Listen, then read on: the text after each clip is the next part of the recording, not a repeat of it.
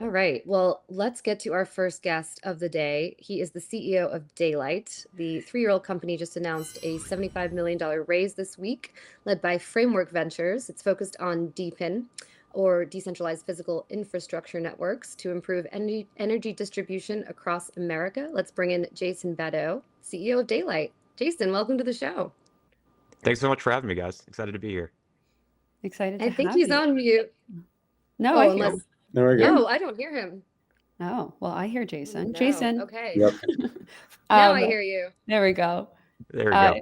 we like to start by asking, what does crypto in America mean to you? And I think, for Daylight, it's a bit different because you guys have this like more mainstream, understandable concept by kind of disrupting the energy market, but like there is also the deep in aspect, right? So like, what does crypto in America mean in the context for you right now? Well, I think of crypto generally as the future of capital markets, and the United States has led capital markets for the last several hundred years, and we plan to continue to lead the capital markets and for the next several hundred. In order to do that, the United States needs to adopt these technologies at scale, and so in our implementation at Daylight, I think we're hopefully kind of showing the world that these technologies can be used in a way that is compliant, is interesting, and just builds better businesses and better business models that are kind of unique and compelling and differentiated from the business models of the past. So that's really how I see it. It's simply new technology that extends what capital markets can do for companies like Daylight and other companies out in the world. And then on the front of Daylight, obviously it has the focus in energy, right? But what is kind of the building on top of decentralized rail aspect? Why go that route opposed to what we've seen historically? I think there's two really key problems when it comes to scaling distributed energy. So if we back up for a second, we're in a bit of an energy crisis in the US. For the last 20 years, energy demand has actually been pretty flat. So any growth in energy demand has been offset by efficiency gains. And now we're looking at a world where peak demand for electricity is set to double over the next 10 years. We need to build a ton more infrastructure to support that. But building centralized traditional power plants and traditional electricity infrastructure is very difficult and very slow. And there's a lot of reasons for that. But it really can't be built at the speed and scale in order to meet all this coming demand. But distributed energy is kind of uniquely positioned as an alternative to that. If we can actually deploy at scale solar and storage, local generation sited at the edges of the grids, on homes, on buildings, we can build new energy capacity in a matter of weeks that scales kind of across the size of this entire network, that frees up existing capacity to go elsewhere, whether that's data centers, new factories, et cetera. And so scaling up distributed energy is really, I think, kind of a imperative for the United States if we want to be competitive from an energy standpoint over the next decade. The problem with distributed energy is kind of twofold. Number one, you need to incentivize a behavior change in order to drive its adoption at scale. It is a better product for people. It's more affordable, it's more reliable, but it's a difficult product to sell because there's a big education component. There's a big behavior change of kind of breaking away from the electricity monopoly model that's existed for 100 years. So we need to drive a behavior change. And number two, you need to catalyze an enormous amount of capital in order to fund this infrastructure build out. If you were to put solar and storage in every home in the US, it'd be $2.5 trillion or somewhere in that ballpark. And we believe that crypto is uniquely good at doing effectively those two things, incentivizing people to take some kind of action on behalf of a network that has programmatic rules built around it. We've seen this first with Bitcoin, then with Helium, Hivemapper, WorldCoin, you can name the projects. And secondly, we've seen crypto catalyze capital at a speed that is totally unprecedented in traditional markets. There's nowhere, I don't think there's any example in history of a private credit or hedge fund getting to, $13 billion of AUM in a matter of 16 months. But look at Athena. And that's the type of scale needed in order to electrify the US at the scale that we intend to. So as we looked at the world of technologies, we can go to traditional capital markets and negotiate bespoke private credit deals with gate-kept private credit funds, or we can go program a really interesting energy economy and make these financial products available globally to anyone to participate in, and make the opportunity for people to come to distributed energy more rewarding and incentivized from the get-go. Crypto uniquely allows us to do both of those things. Yeah. So, Jason, you guys decided to do something really heavily regulated in an industry that is also really heavily regulated. So, how do you guys navigate like energy markets in the United States seem to be heavily localized, but also there's a lot of barriers to entry and things like that. You guys have clients on the traditional energy side. What has it been like just navigating the regulatory environment, one, through like the deep in lens, and then also just dealing with like energy markets in the US? You're absolutely right. I think you would you would love to see our legal bills of navigating both the energy tax credit side, crypto policy. It's quite interesting. You're right. It is a regulated industry, but it's one that has evolved a lot over the last few decades. So power markets have largely deregulated in most developed countries. If you look throughout the U.S., there's kind of 7 major deregulated power markets. And when we say deregulated, that actually opens up participation for generation to compete in a commodity market, just like you would compete in any other commodity market where you're producing a commodity. And so throughout the U.S., the majority of the U.S., there's competition around electricity generation. The utility kind of owns the distribution and usually the retail supply, but in certain areas, also the retail supply is competitive with electricity. And the market has continued to deregulate. So in 2020, there was an order passed by FERC, who governs the electricity grid, called Order 2222, that actually enables aggregation of these small distributed energy resources, the ones that Daylight works with. Think solar and storage on people's homes. You can actually aggregate these through software now and broker that pool of capacity directly into these wholesale energy markets, just like a big traditional power plant can. So the regulation has really evolved to enable models like ours to exist, where they wouldn't, 5 or 6 years ago. So I think that's a pretty interesting viewpoint of where the U.S. is going when it comes to energy policy. It's throw everything at the problem, and distributed energy is going to have to be a major part of that. So when we focus on go-to-market, though, I think practically we particularly look at markets where there's an acute problem that is very clearly driven by, you can look at the market and just look at the retail rate of power and see that there's very acutely a problem. Power prices much higher than the national average, and markets where there are these deregulated opportunities for participation directly into the energy market. So that's kind of how we find the concentric circles of where we want to start deploying and then scale outward from there. Mm-hmm.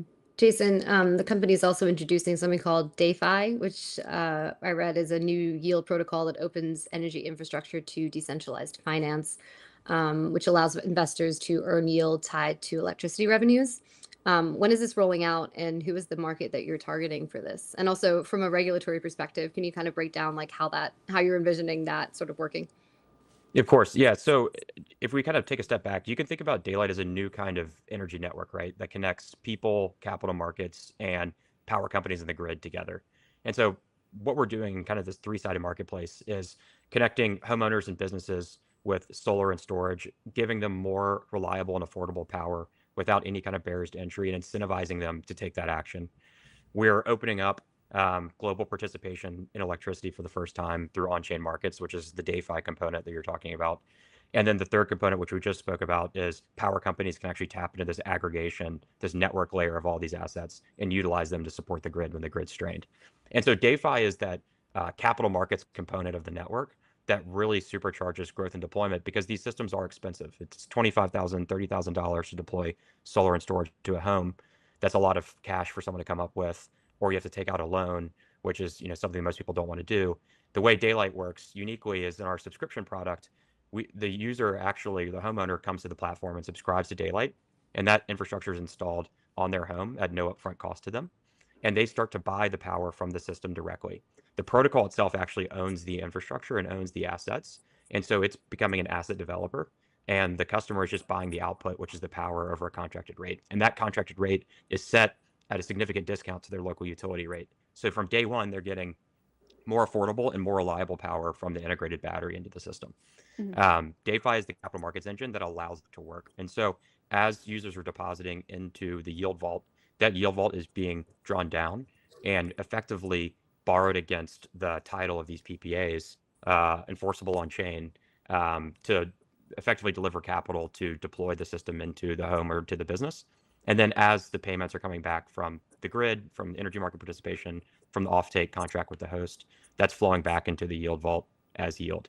And so this is another, we think kind of uncorrelated and differentiated yield product for participants in DeFi. For years, we've seen a lot of very crypto-linked yield sources. And so yields go up as the market goes up, and they go down as the market goes down, and they're very volatile. And that's great for a certain kind of group of people. But what we're seeing is an appetite for diversification in yields.